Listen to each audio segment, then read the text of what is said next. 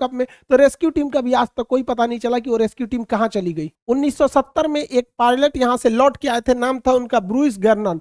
ये जब लौट के आए थे, इन्होंने बताया था कि वहां पे क्या क्या घटनाएं हुई थी। इन्होंने बताया कि अचानक बरमूडा ट्रायंगल के जब ऊपर से गया तो अचानक मौसम बिगड़ गया और सामने बादलों का एक पूरा धुआं, कोहरा टाइप का छा गया, धुंध हो गया बादलों का, और ऐसे लग रहा था जैसे बादलों की गुफा है।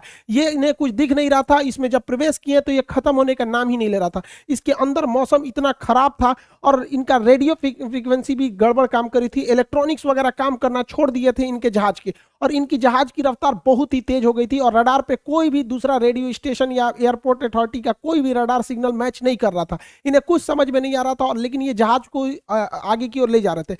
लगभग 3 मिनट बाद, एक अच्छी खासी दूरी तय करने के बाद, ये उस जोन से बाहर निकले और उसके बाद ये अपनी जहाज को लैंड कराए। लैंड कराने के बाद देखिए इत्तेफाक क्या हुआ था कि वो 3 मिनट में ही 150 किलोमीटर की दूरी तय कर लिए थे। यानी इनकी जो रफ्तार हो गई थी लगभग 3000 किलोमीटर प्रति घंटा हो गई थी, जो अभी किसी भी पैसेंजर जहाज के लिए पॉसिबल नहीं है। ये तो मिसाइल और लड़ाकू जहाजों की स्पीड होती है। बहुत लंबे अरसे तक ये बरमूडा ट्रायंगल जो था एक रहस्य का कारण बना। लोगों को लगता था कोई अदृश्य शक्ति है जो जहाजों को, शिप को अपनी ओर खींच लेती है, लेकिन ऐसा कुछ भी नहीं है। इसके पूरे रहस्य पर पर्दा उठाया जा चुका है। इवन की बरमूडा ट्रायंगल दुनिया के 10 सबसे खतरनाक जगहों में से भी एक नहीं है। मतलब सोचिए, 10 खतरनाक जगहों में भी इन्हें शामिल नहीं किया गया। इसका मतलब ये एक कहानी है।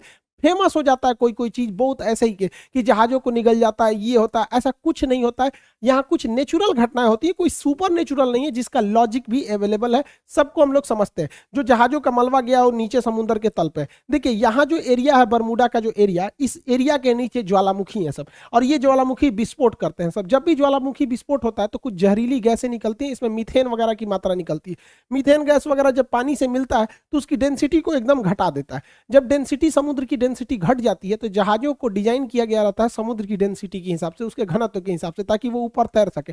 डेंसिटी घटने की वजह से अचानक वो नीचे धंसने लगती है, और यही वजह है कि वहां अगर कोई तैरने की भी कोशिश करता है तो नहीं तैर पाता है, क्योंकि उनका घनत्व घट जाता है। जैसे मच्छर जो होता है मिट्टी तेल के ऊपर, पानी के ऊपर तैर रहा होता है, आप एक ढक्कन मिट्टी तेल मिला देंगे ना, या तो वो मिट्टी की तेल से सूंघने से नहीं मरता, उसका घनत्व तो कम हो जाता है और डूब के उसमें मर जाता है। यही घटना यहाँ डूबने के कारण होता है। दूसरा कारण यह है कि बरमूडा के आसपास के एरिया में छोटे छोटे समुद्री पहाड़ हैं सब इस शेप में। जब हवाएं इस पहाड़ से टकराती हैं तो उनमें एक हलचल होने लगता है, जिस हलचल से यहाँ पे एक बवंडर, एक चक्रवात उत्पन्न हो जाता है, और ये बादलों को और वहां के समुद्र के जल को पूरी तरह लहर में बदल देते हैं। और इसमें अगर कोई हवाई जहाज या कोई शिप आ जाता है तो उस चक्रवात के बीच में फंस जाता है, जिससे कि इसमें घटना हो जाती है। पानी वाली जहाजों के डूबने का तीसरा जो कारण है वो बड़ा सिंपल है, समुद्र के अंदर की पहाड़ियां। समुद्र के अंदर की वो पहाड़ी जो बाहर तक नहीं निकल पाती, उन्हें रीज या कटक कहते हैं। ऐसे कटक इटली और तुर्की के पास बहुत ज्यादा मात्रा में पाए जाते हैं। यहाँ अक्सर जहाज वगैरह गिर जाते हैं, सब नीचे का पेंदी टकरा जाता है। जैसे देखिए ये समुद्र का लेवल है, तो यहाँ पे जहाज चल रही है तो उसको ये नहीं पता है कि नीचे मेरे समुद्र ही है कि नहीं, और नीचे से कुछ पहाड़ी अगर ऊपर आती है तो इसके पेंदी से टकरा जाती है। ऐसी घटना इटली और तुर्की के पास बहुत ज्यादा देखने को मिलती है। आप देखेंगे इटली के तट के पास ही इतना बड़ा जहाज टकरा गया, यहाँ पर एक मालवाहक जहाज टकरा गया, यहाँ पे बड़ी बड़ी शिप टकरा टकरा के गिरी हैं सब। अब बताइए, ये तो गलती है इन लोग की, जो कैप्टन है, क्योंकि इतने मॉडर्न शिप को अगर गिरा दिए लोग तो गड़बड़ बात है।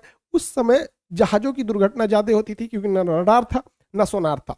आज के वक्त में पूरी बेहतरीन ढंग से रडार है, सोनार है। आज आराम से बरमूडा ट्रायंगल के ऊपर से जहाजें भी पार हो जाती हैं और शिप भी पार हो जाता है, कि उनको सोनार उन्हें बता देता है नीचे चट्टान वगैरह नहीं है। लेकिन पहले ये घटनाएं नॉर्मल थी ऐसे हो जाना। हवाई जहाज की दुर्घटना के पीछे सबसे बड़ा जो कारण है वो हेक्सागोनल क्लाउड का है। हेक्सागोनल 6 मतलब फलकों वाला एक क्लाउड होता है, बादल होता है।